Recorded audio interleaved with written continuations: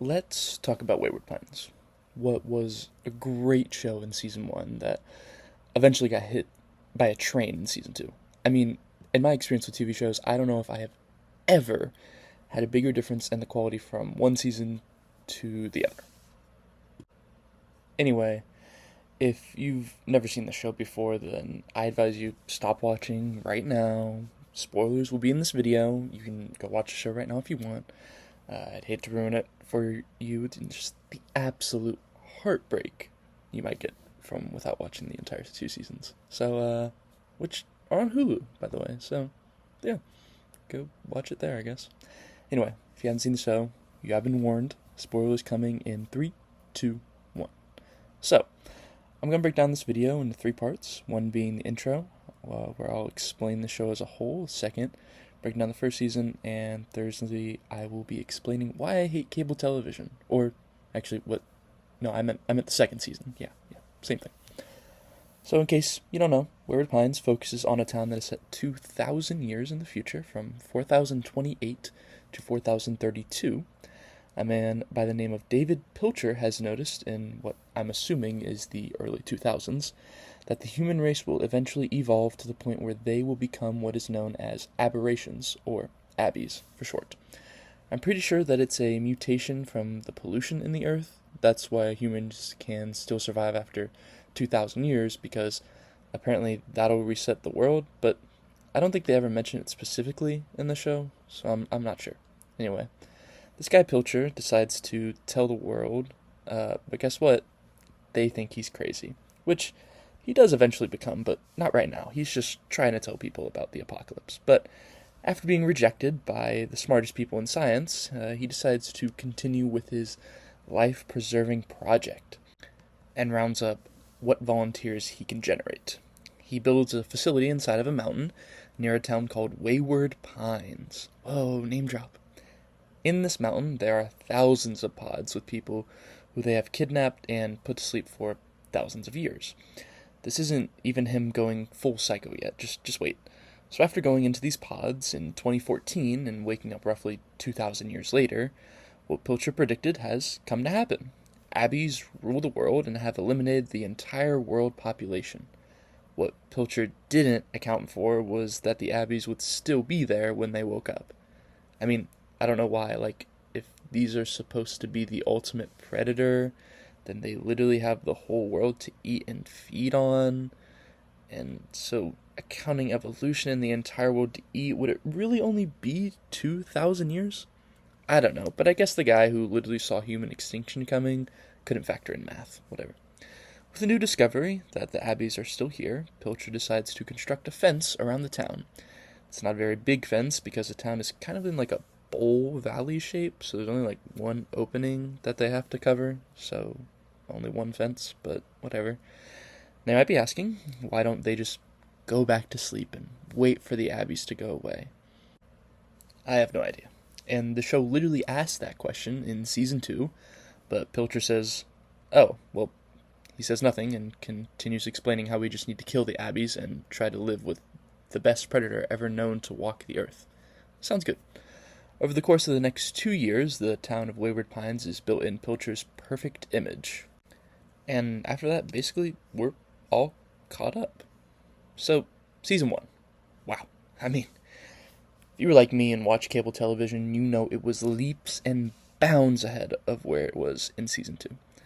And I like to say that if Wayward Pines season 1 came out today on cable, I would buy cable to watch every episode each week. This is probably one of my top 10 favorite seasons of a TV show. It hits Gravity Falls level artistry. With my first viewing of the show when I was about 11, I'd have to say it was great even then, and I think I really started to enjoy these big question shows where all the main character is doing is searching for answers. I knew that I really liked the show and that it was good. On my second viewing, I think I was really able to process the show much better and analyze how good the acting is and how good of a fit each character is. Personally, I feel like Terrence Howard was not good as Sheriff Arnold. Sheriff Arnold was supposed to be this man that has gone mad with power and has become insane through what Pilcher has made him do. Terrence Howard, also known as the man who was supposed to be War Machine, didn't fit that role for me. I would much rather have someone who was used to that insane type of role. On the other hand, the casting of Megan Fisher as Hope Davis was so good. I truly felt at times that I hated this character with so much passion. I mean, the way she completely ignores the humanity of things and manipulates multiple people, especially Ben at times, is perfect. Whether it was the writing or the actress herself, I think this was just a perfect way to make the audience hate a character. To be honest, when I rewatched the show, I thought it wasn't going to be that good, because the chemistry between actors felt almost dry. I think the perfect example of this is when Ethan and Teresa are celebrating Ben's birthday by giving him a cake. I felt weird, like it was almost too forced or something. To be fair, I guess Ethan did just have an affair, but I don't think the problem is that the characters should feel awkward because of that. Or maybe it is, and I'm just a big idiot, which is highly likely, but I'm giving my opinion. After the first few episodes, this awkwardness dissolved, and I felt much more comfortable watching the show. I guess to start with, the one bad thing that really left me puzzled was the fact that Teresa and Ben were there because they thought Ethan had ran back to his partner, who was also the person who Ethan had an affair with. They just completely ignore that when they wake up and they're all together. Like, you're okay, well, forget about us traveling hundreds of miles, and just live as a family in this crazy town. And the woman who had an affair with is in the town. It's not like they could have just forgotten about her, because they literally talked to her. Like, out of all the people in the world, they picked a very small amount of the population, and it just happened to be the person that Ethan had an affair with? What? I don't know. I guess they were just too focused on escaping, but come on. I mean, like, they could have waited maybe a few minutes and just talked as a family instead of just jumping right into kind of being happy and escaping from Wayward Pines. Nah, I don't know. Whatever. Other than that, I love everything else in the season, and it all plays out so well. The reveal of Abby's existing, the development of Ben as a character, the reveal of Pilcher being more insane than really a visionary, Pam becoming my least favorite character to one of my favorites, the idea of the simple fact that they are the last of humanity simply drives them crazy? The Group A scene was so powerful for so many reasons as well. I mean, I think it just really scared Pilcher. Well, now on to Season 2. Wow. Where to start? Let me just say that after watching Season 1, I felt okay with where it ended. We saw some people survive, and we got to watch the fall of Pilcher, who became completely psycho, and we got to watch this next generation they had been talking about hold their own, and there was some definite foreshadowing of them having a role in the leading of the town. I knew it was only supposed to be a single season, and I felt just fine with where it left off. Other than that, the final scene with Ben finding out that David has been made out to be the hero and his father had been made out to be a villain. I mean, justice for Ethan. But other than that, I mean, that was really the only cliffhanger. It was a fine ending to a great Season 1. But, due to its massive success, Wayward Pines ended up being renewed for a second season. Yay, right? No yays, no happy. This was a limited series. But, to be fair, I mean, with the success that Season 1 had, you could see why kind of TV producers would have to be crazy to only let it be one season. But I mean, like, come on, like, why can't they just let a good thing be? You know what? Who even let this happen? Wait.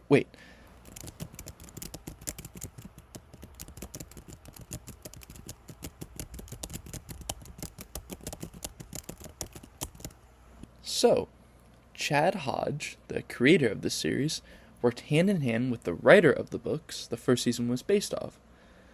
So the man who was responsible for the whole story, Blake Crouch, was basically right next to Chad Hodge as well. So not only were the producer of the show and the author of the story of the show was based on working together, but they were working usually close together. So this new guy named Mark Friedman takes over during Season 2 after Chad Hodge steps away. And not only do they lose their producer, but they then lose actors because, remember, this was a limited series, so actors committed to other roles instead of coming back for a second season. So a big name like Terrence Howard was suddenly gone, even though I think he died, but besides the point. Now, the studio is left with these actors who weren't yet booked for roles, and they had to pull in some other actors and actresses. So, this creates for a completely new storyline with characters that, for better or worse, we don't care about or don't know all that much about because, the acting just wasn't that great this season either. Season 2 follows the storyline of a new community that is run by the new generation, because most of the older people are dead or were killed. But the main focus of Season 2 is to populate the community and to study the abbeys and learn how to defeat them. Oh, and also, there is a food shortage that they need to grow food, but they can't grow it inside the fence, so they have to grow it outside, which just causes a lot more problems. Can you see what's wrong already? There are too many problems. Don't get me wrong, there were some interesting things in Season 2. I think the best part about Season 1 is that there's the mystery, yes, but also the way the abbeys are a problem, but the problems going on are mostly inside the fence. And you have to remember that the ultimate predator is outside, but that's kind of just as an overarching problem. It's not really the entire thing. So these problems inside the fence versus outside the fence. The second problem that is going on this season is they have captured a female abbey. This is the first time they've seen a female, so Hope, Megan Fisher's character, begins studying it. But as they study it, they realize this isn't just any female, it's the leader. All of the other abbeys listen to it, and by the end of the season, the female escapes and leads to another slaughter of the town, which ends up putting a lot of the people back in the pods to once again wait it out until the abbeys are gone, which is what they should have done in Season 1, but that's whatever. Next struggle of the season is the food shortage, which is crazy. I just don't get it. Why does there have to be a problem with growing crops too? I guess it's just all the things around them crumbling, but I like this more internal struggle in Season 1 compared to the external struggles of Season 2, once again. Oh wait, let's not forget, there's a new main character, who's basically just another Ethan, but his name is Theo. He has a lot of the same traits, woke up just in the town randomly, asked a lot of questions, but his wife has a new husband? That wasn't really explored outside of Episode 1, but yeah. And then, of course, he questions the leaders just like Ethan. Not too important, to be honest. The season ends with a few big things. One being, Hope dies! Let's go! So, Hope finds out the female has gotten out and gets her ankle sliced open and bleeds out. That's how she goes. Kinda nice. Kinda gross. But yeah, she's dead. Yes. The next is the abbeys create a pile of bodies in order to crawl over the wall. Whoa. This was a crazy scene. A little graphic, but a good way to show how the female really controls them and how much they value the female, that hundreds were willing to lay their life to possibly save the female by crawling over the fence. Yeah. Then there's a shot of a plant growing inside the walls, which wasn't supposed to be possible. That was the whole point of them trying to grow crops outside, which is kind of what led to the problems with the abbeys, but I don't know. It's too many problems. Who cared about that plot point? Crops can grow inside the fence. Who cares? Then there's a struggle between Theo and his wife? Ex-wife? If she remarried but didn't divorce him, are they married at the same time? How does that work? I don't know. But he is basically about to kill the rest of mankind, but after his ex-wife, whatever, talks him into saving it and not killing all of them, he joins them in a pod for himself, which he was really going to kill off the rest of the human existence? That's wild. Whatever. Then, the final shot is a shot of the abbeys holding a baby. But not just any baby, a human-looking baby. What does this mean? Is it a baby they stole from the nursery? A baby that the abbeys had? Does this mean they are de-evolving back into regular humans? Who cares? Really, who cares? So, of course, Season 2, unlike Season 1, ended with a cliffhanger. Season 1, you had that little cliffhanger with Ethan's statue or Ethan hanging, whatever. But, I didn't care. The season felt ended. The series felt over. You can kind of just go on. Obviously, they're still around, which is nice to know, but in Season 2, it's just questions, and there's no confirming of Season 3 at all, because now we know there is no season 3. I don't know. Why'd they end it like that? Oh, there you have it. Wayward Pines. A beautiful example of why sometimes a limited series should stay limited. Or just end earlier. I'm looking at you, Cobra Kai. Oh, also, there's a storyline with a guy who is tasked with waking up every so often to keep a checkup on things. It's like this whole clips that start out season 2. I just really like that. I mean, he just got to watch the world fall apart, and is just chilling in this bunker with, like, the last of humanity. I don't know. I really like that storyline. And he went, like, crazy. It was such a good storyline. I love that beginning of season 2. But that was one of the only perfect things. Anyway, didn't know where to say that, so just mentioning it at the end of the video. Yeah, really cool addition. So, anyway. That's all I got. Bye. Subscribe, like, and share your opinions in the comments.